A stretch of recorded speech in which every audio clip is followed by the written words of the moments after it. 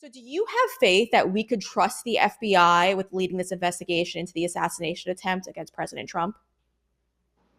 The only faith I have, ma'am, is if Donald J. Trump is our president and cleans house. I think the last time, he's a businessman. He's used to saying stuff, owning the deal, and I've been with him. I was with him at Bedminster. I remember, and we were walking down the hall, and somebody said, "This way, Mr. President." He goes, "No, I'm going this way," and he knew where he was going. He knew that, and they said, "Yes, sir," and they knew, and we went right where he wanted to be. But my point with that is that before, I think he put some people in charge. He thought that they had his best, his best at heart, and they didn't. They did not, and they were deep staters. They've been here for a while.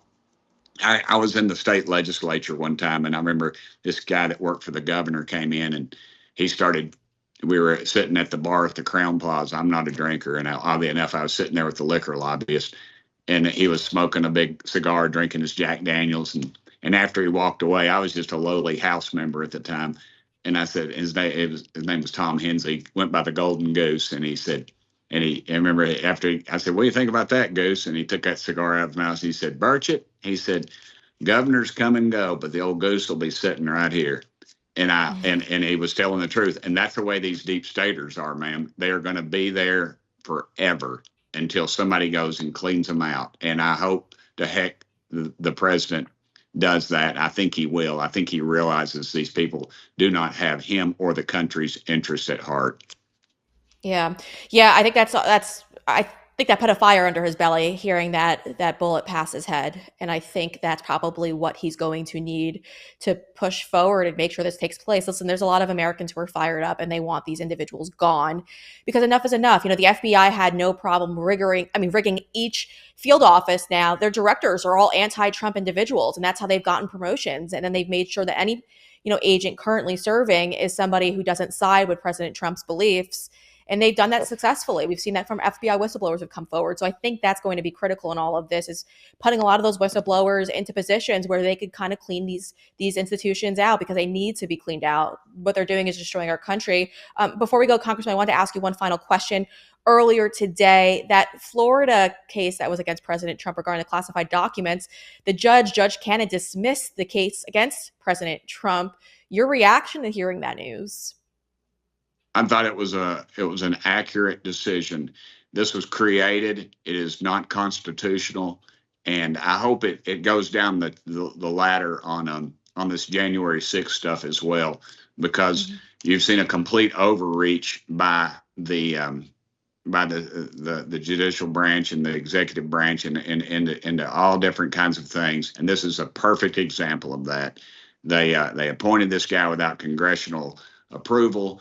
They did not follow the Constitution, and the Constitution's there for a purpose. It keeps us all in our lanes, and this administration is clearly out of their lane. They fear Donald Trump.